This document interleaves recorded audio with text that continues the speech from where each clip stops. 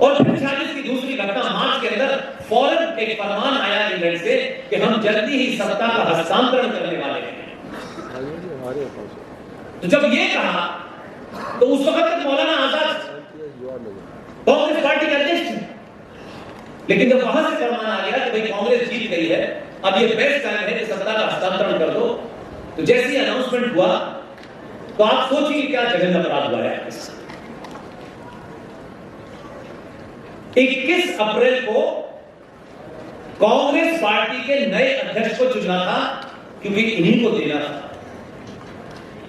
तो ये सच उजागर, देखिए मैं कह रहा हूं आप बात अपनी पूरी ताकत से बोलिए, उसके लिए संसद में जाने की जरूरत नहीं है।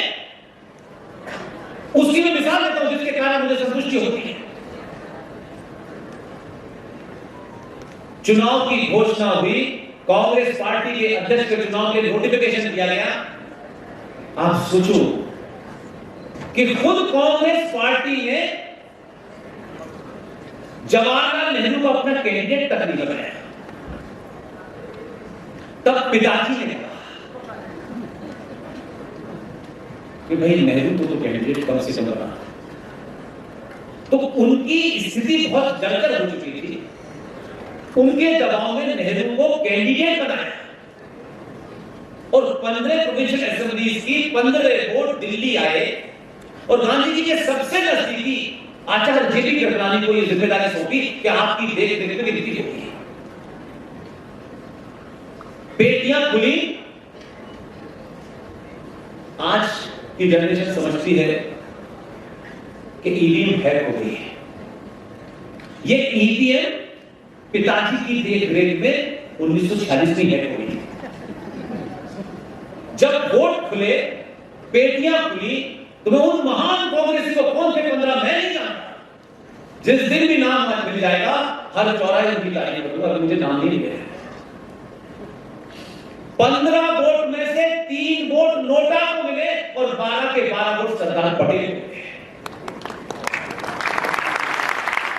जिस पार्टी के पैदा होने के बाद इस देश में बेईमानी हो, आप उस पार्टी से कह रहे हैं कि वो राष्ट्रवादी पार्टी है।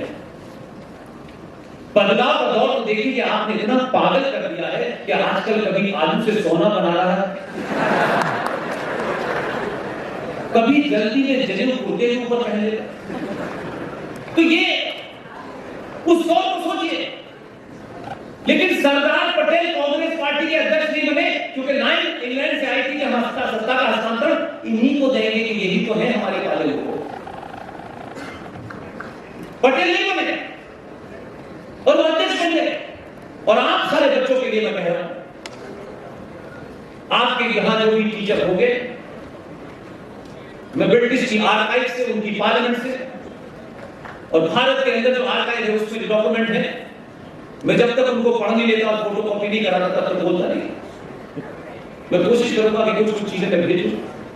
प्रोफेसर कपिल कुमार ने एक बेहतरीन, क्योंकि उनको प्रधानमंत्री ने 3 मूर्ति का इंचार्ज बनाया, तो हम लोगों ने कहा बाकी काम तो सरकारी आप करिए, लेकिन यहाँ जो ओरिजिनल डॉक्यूमेंट रखे हुए हैं जिसपे कभी आप लोगों का कब्जा नहीं था, उनकी फोटो स्टेट करा दीजिए।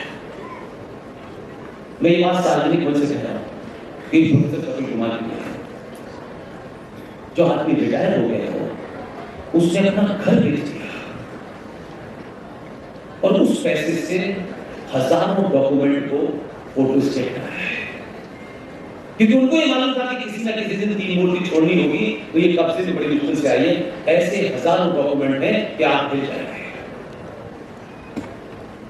आप सोचिए कि जो आदमी अपनी पार्टी का अध्यक्ष बेईमानी से बना हो, जैसे ही ये हुआ तो आपको ध्यान होगा 1946 की घटना है। सर्च कीजिएगा, अप्रैल में वो अध्यक्ष बने। इमीडिएटली मुस्लिम लीग को लगा कि हमारा रेजोल्यूशन जो था पाकिस्तान लेने का, वोट से मिलेगा नहीं, और इंग्लैंड कांग्रेस पार्टी जिसकी नींव 1885 में इटावा नाम की उत्तर प्रदेश में एक जगह है, वहां एक कलेक्टर हुआ करता था जो इंग्लैंड के खुफिया विभाग में काम करता था। उस कलेक्टर को काम दिया गया कि आपको एक क्लब बनाना है लाइक माइंडेड लोगों का, ताकि जो भारतीय क्रांतिकारी हैं उनके और ब्रिटिशर्स के बीच में एक दीवार हो जाए, ताकि क्रांतिकारी सीधे तौर पे न मारे। क्योंकि 1857 में मंगल पांडे नाम के उस ब्राह्मण ने, जनेऊ पहनने वाले उस ब्राह्मण ने अपने धर्म को भी सुरक्षित रखा, अपनी आस्थाओं को भी रखा, और जब जरूरत पड़ी तो बंदूक उठाकर सीने में गोली मार दी सवेरे से। उसने डर उस घटना से डर करके ब्रिटिशर्स ने एक प्लान किया कि हम बहुत कम गिनती में हैं और क्रांतिकारियों से अगर ब्रिटिश का आमना सामना होगा तो हम ज्यादा लोग मारे जाएंगे। तब 1885 में इंग्लैंड के खुफिया विभाग का एक आदमी, इटावा नाम की उत्तर प्रदेश में एक जगह है, वहां पर उसे कलेक्टर बनाया गया और उसे प्रोजेक्ट दिया गया कि आपको लाइक माइंडेड यानी हिंदुस्तान में काले गोरे अंग्रेज ढूंढने हैं, जो अंग्रेजी खाते हो, अंग्रेजी में सोते हो, अंग्रेजी में चलते हैं। उनका एक क्लब बनाया गया 1885 में और उस कलेक्टर का नाम था AOU, जिसने कांग्रेस पार्टी बनाई। ये दुनिया का पहला ऐसा देश है कि जिन्होंने आपको गुलाम बनाया, उन्होंने आपको आजाद करने के लिए पार्टी भी बनाई। और AOU की देखरेख में वो क्लब बना और उस दौर के बाद आप यकीन मानिए कांग्रेस पार्टी के 6 अध्यक्ष अंग्रेज रहे। ये कहते हैं हमने आपको आजादी दिलानी है। तो AOU से चली हुई कांग्रेस 1885 में शुरू हुई। 1985 के बाद, ये मैं नहीं कह रहा, बहुत सारे फिलोसफर्स का मानना है कि राष्ट्रों के जीवन में कोई संगठन, कोई पार्टी उसकी उम्र 100 साल से ज्यादा नहीं है। 1885 से चलकर 1985 में इंदिरा गांधी की लाश पर आखिरी चुनाव जीता, उसके बाद से कांग्रेस सत्ता में नहीं है।